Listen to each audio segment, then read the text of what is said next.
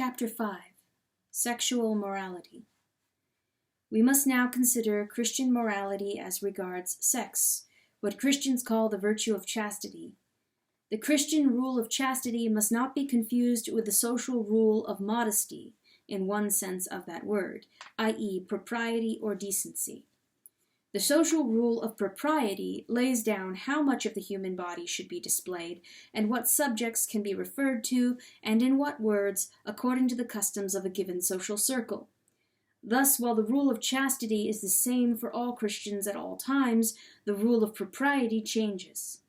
A girl in the Pacific Islands wearing hardly any clothes, and a Victorian lady completely covered in clothes, might both be equally modest, proper, or decent according to the standards of their own societies, and both, for all we could tell by their dress, might be equally chaste, or equally unchaste.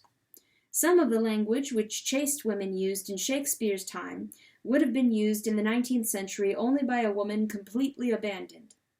When people break the rule of propriety current in their own time and place, if they do so in order to excite lust in themselves or others, then they are offending against chastity.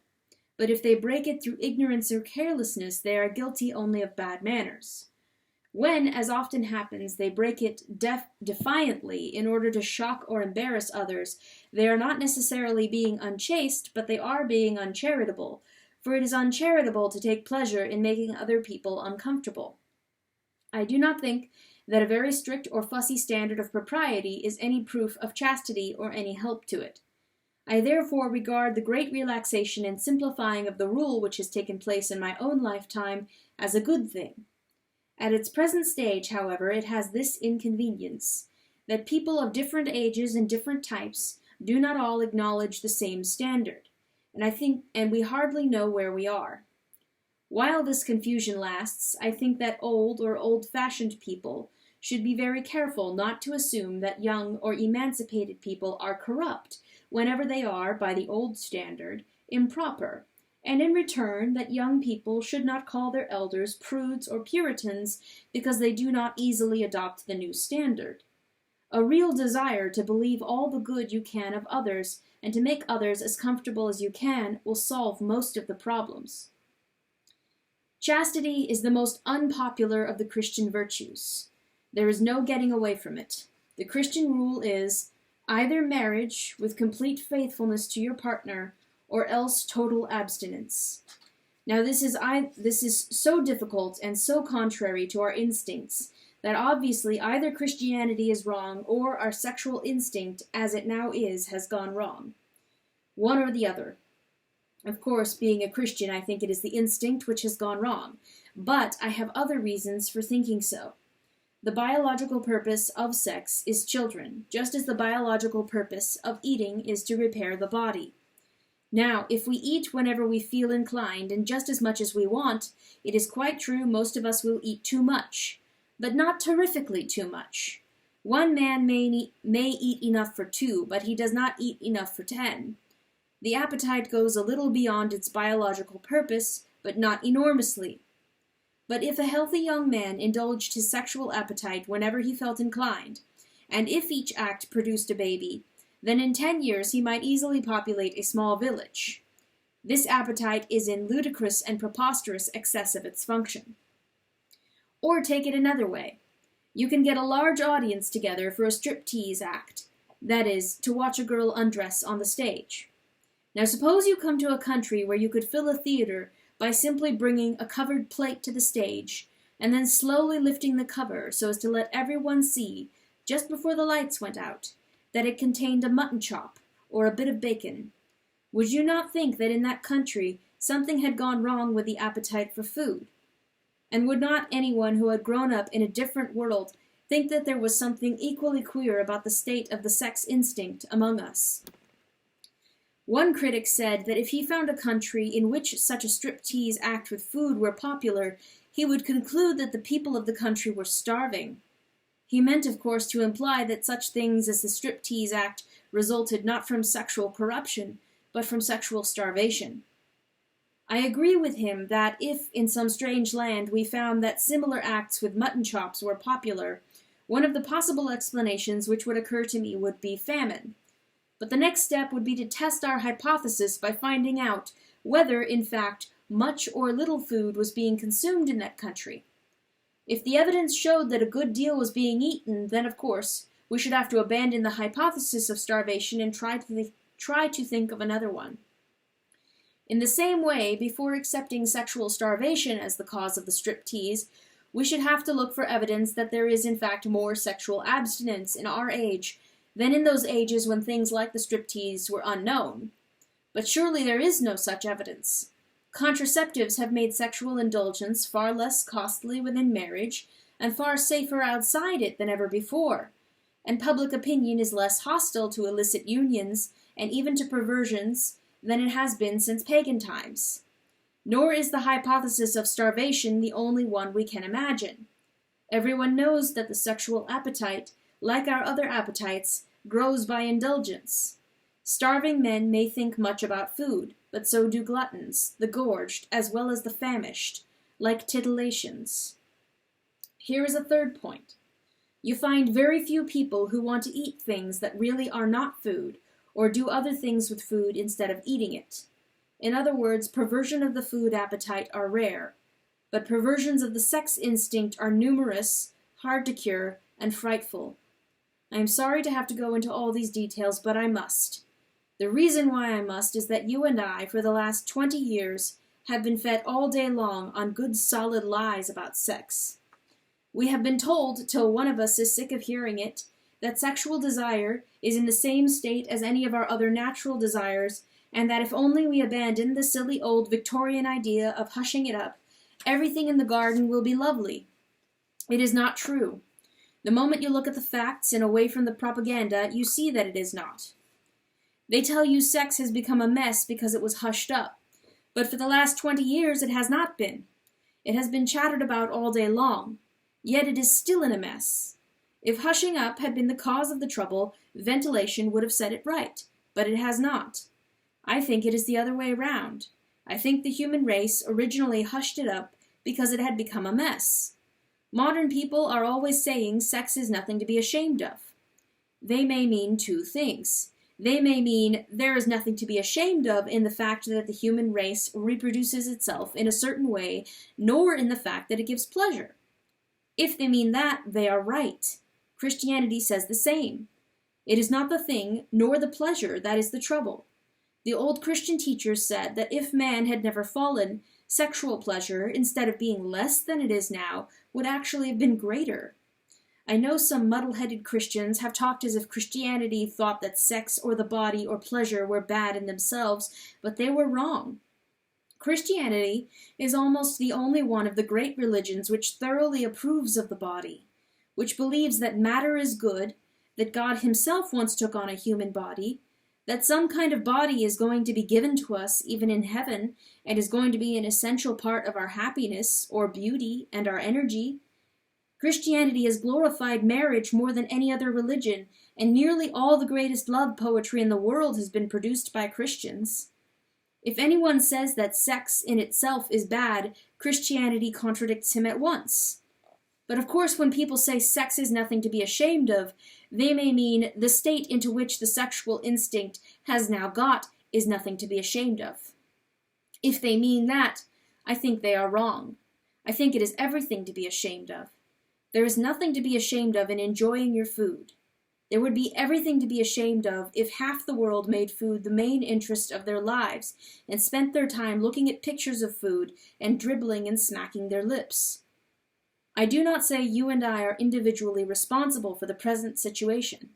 Our ancestors have handed over to us organisms which are warped in this respect, and we grew up surrounded by propaganda in favor of unchastity. There are people who want to keep our sex instinct inflamed in order to make money out of us. Because, of course, a man with an obsession is a man who has very little sales resistance. God knows our situation. He will not judge us as if we had no difficulties to overcome. What matters is the sincerity and perseverance of our will to overcome them. Before we can be cured, we must want to be cured. Those who really wish for help will get it. But for many modern people, even the wish is difficult. It is easy to think that we want something when we do not really want it. A famous Christian long ago told us that when he was a young man, he prayed constantly for chastity. But years later he realized that while his lips had been saying, "O Lord, make me chaste," his heart had been secretly adding, "But please don't do it just yet." This may happen in prayers for other virtues too, but there are 3 reasons why it is now specially difficult for us to desire, let alone achieve, complete chastity. In the first place, our warped natures, the devils who tempt us, and all the contemporary propaganda for lust, combine to make us feel that the desires we are resisting are so natural, so healthy, and so reasonable, that it is almost perverse and abnormal to resist them. Poster after poster, film after film, novel after novel associate the idea of sexual indulgence with the ideas of health, normality, youth, frankness, and good humor. Now this association is a lie. Like all powerful lies, it is based on a truth. The truth, acknowledged above, that sex in itself, apart from the excesses and obsessions that have grown round it, is normal and healthy, and all the rest of it. The lie consists in the suggestion that any sexual act to which you are tempted at the moment is also healthy and normal. Now this, on any conceivable view, and quite apart from Christianity, must be nonsense. Surrender to all our desires obviously leads to impotence, disease, jealousies, lies, concealment, and everything that is the reverse of health, good humor, and frankness. For any happiness, even in this world, quite a lot of restraint is going to be necessary. So the claim made by every desire, when it is strong, to be healthy and reasonable, counts for nothing. Every sane and civilized man must have some set of principles by which he chooses to reject some of his desires and to permit others. One man does this on Christian principles, another on hygienic principles, another on sociological principles. The real conflict is not between Christianity and nature, but between Christian principles and other principles in the control of nature. For nature, in the sense of natural desire, will have to be controlled anyway unless you are going to ruin your whole life. The Christian principles are, admittedly, stricter than the others, but then we think you will get good help towards obeying them. But then we think you will get help towards obeying them, which you will not get towards obeying the others. In the second place, many people are deterred from seriously attempting Christian chastity because they think, before trying, that it is impossible. But when a thing has to be attempted, one must never think about the possibility or impossibility. Faced with an optional question in an examination paper, one considers whether one can do it or not. Faced with a compulsory question, one must do the best one can. You may get some marks for a very imperfect answer. You will certainly get none for leaving the question alone. Not only in examinations, but in war, in mountain climbing, in learning to skate or swim or ride a bicycle, even in fastening a stiff collar with cold fingers, people quite often do what seemed impossible before they did it. It is wonderful what you can do when you have to. We may indeed be sure that perfect chastity, like perfect charity, will not be attained by any merely human efforts. You must ask for God's help. Even when you have done so, it may seem to you for a long time that no help or less help than you need is being given. Never mind. After each failure, ask forgiveness, pick yourself up, and try again. Very often what God first helps us toward is not the virtue itself, but just this power of always trying again. For however important chastity, or courage, or truthfulness, or any other virtue may be, this process trains us in habits of the soul which are more important still. It cures our illusions about ourselves and teaches us to depend on God. We learn on the one hand that we cannot trust ourselves even in our best moments, and on the other that we need not despair even in our worst, for our failures are forgiven. The only fatal thing is to sit down, content with anything less than perfection. Thirdly, people often misunderstand what psychology teaches about repressions. It teaches us that repressed sex is dangerous, but repressed here is a technical term. It does not mean suppressed in the sense of denied or resisted. A repressed desire or thought is one which has been thrust into the subconscious, usually at a very early age, and can now come before the mind only in a disguised and unrecognizable form. Repressed sexuality does not appear to the patient to be sexuality at all. When an adolescent or an adult is engaged in resisting a conscious desire, he is not dealing with a repression, nor is he in the least danger of creating a repression. On the contrary, those who are seriously attempting chastity are more conscious and soon know a great deal more about their own sexuality than anyone else. They come to know their desires as Wellington knew Napoleon, or as Sherlock Holmes knew Moriarty, as a rat catcher knows rats, or a plumber knows about leaky pipes. Virtue, even attempted virtue, brings light. Indulgence brings fog. Finally, though I have had to speak at some length about sex, I want to make it as clear as I possibly can that the center of Christian morality is not here. If anyone thinks that Christians regard unchastity as the supreme vice, he is quite wrong. The sins of the flesh are bad, but they are the least bad of all the sins. All the worst pleasures are purely spiritual, the pleasure of putting other people in the wrong, of bossing and patronizing and spoiling sport and backbiting, the pleasures of power, of hatred. For there are two things inside me competing with the human self, which I must try to become. They are the animal self and the diabolical self. The diabolical self is the worse of the two. That is why a cold, self-righteous prig who goes regularly to church may be far nearer to hell than a prostitute. But of course, it is better to be neither.